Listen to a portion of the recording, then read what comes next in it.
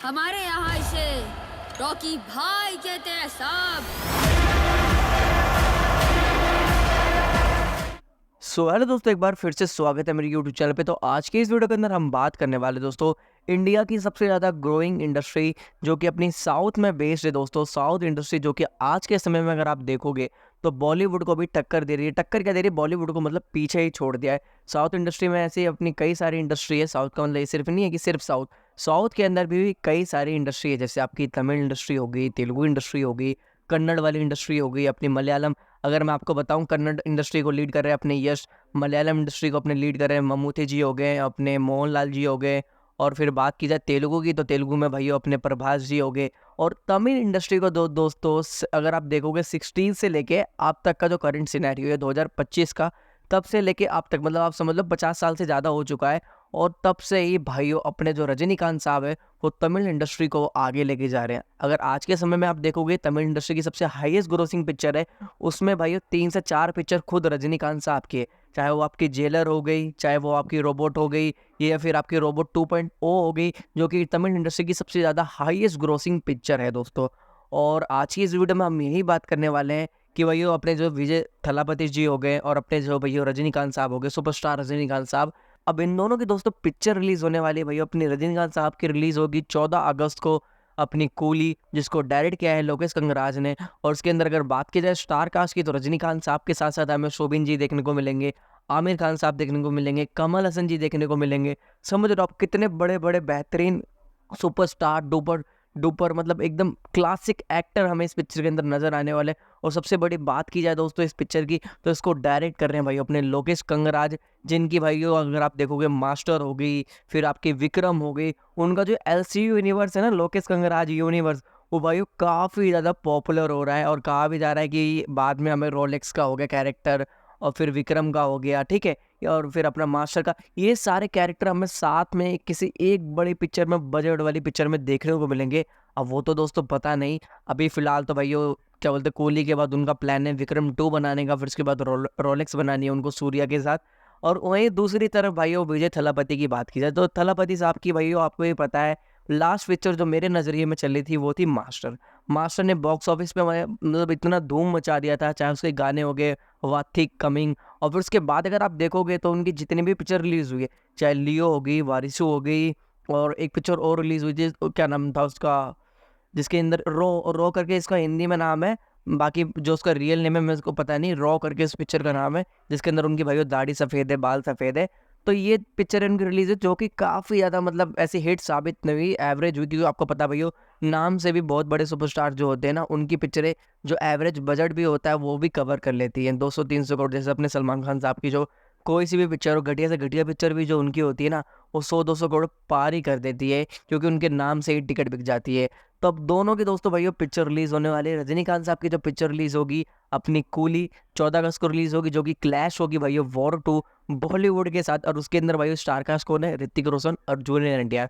और मेरा पर्सनली मानना है दोस्तों कूली भाइयों मतलब हिट साबित होने वाली है, क्योंकि अगर आप क्लैश देखोगे जितने भी साउथ इंडस्ट्री के बॉलीवुड के साथ क्लैश हुए ना, उसमें हमेशा साउथ इंडस्ट्री ही साबित हुई है, मतलब उन्होंने ही अपनी बाजी मारी है और बॉलीवुड इंडस्ट्री पीछे रह गई है। बाकी यार देखो, हम किसी मूवी को देखे बिना तो कह नहीं सकते। वॉर 2 जब रिलीज़ होगी, हो सकता है उसकी स्टोरी लाइन, डायरेक्शन, ठीक है, सिनेमाटोग्राफी काफ़ी अगर बेहतरीन हुआ तो वो पिक्चर भी चल जाएगी, क्योंकि उसका एक अलग रीजन है, नॉर्थ रीजन है, अपना मुंबई हो गया, जो मेट्रोपॉलिटन सिटी होती है उनका वो वाला रीजन है।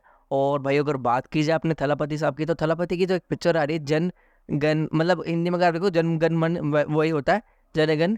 तो मेरे को यार नाम सही से प्रोनाउंस करना नहीं आ रहा, आप लोग समझ गए होंगे मैं कौन सी पिक्चर की बात कर रहा हूँ। और कहा जा रहा है कि दोस्तों विजय थलापति की ये आखिरी पिक्चर होगी, और इसके बाद उन्होंने भाई अपना पॉलिटिक्स के अंदर पैर पहले से जमा रखा है।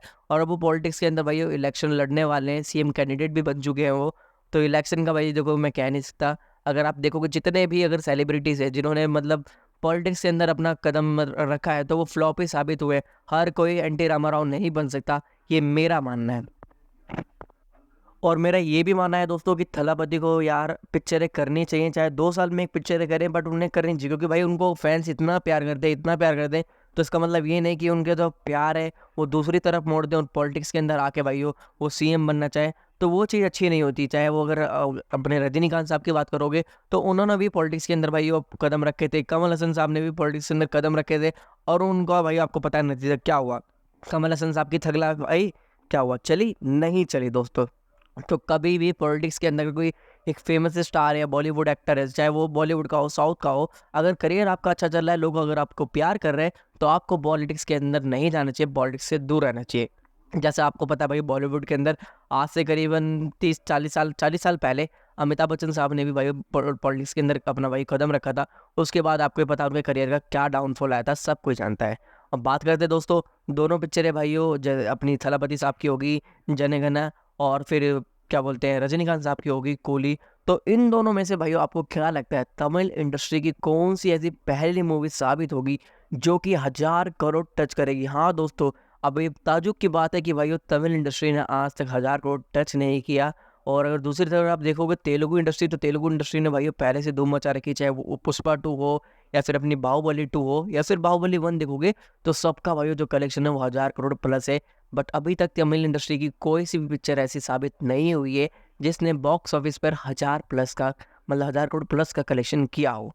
तो मेरा तो ऐसा मानना है दोस्तों, कूली जो अपनी रिलीज होने वाली है 14 अगस्त को, ये फर्स्ट मूवी होने वाली तमिल इंडस्ट्री की जो कि 1000 करोड़ टच करेगी। और बात की जाए जो थलापति साहब की पिक्चर है भाई, क्योंकि ऐसा कहा जा रहा है कि थलापति ने ना मतलब कई सारी पिक्चरें थी जिसको रिजेक्ट किया, और उसकी स्टोरी मतलब सुनने के बाद डायरेक्टर जो था उन्होंने 2-3 बार मतलब कोशिश करी, ट्राई करा कन्विंस करने के लिए, तब जाके भाई थलापति साहब जो है वो कन्विंस हुए और उनको ये पिक्चर काफ़ी ज़्यादा पसंद आई, इसलिए उन्होंने ये पिक्चर करी। क्योंकि उनका कोई प्लान नहीं था पिक्चर करने का, उनका टोटली प्लान था कि मेरे को पॉलिटिक्स के अंदर जाना है।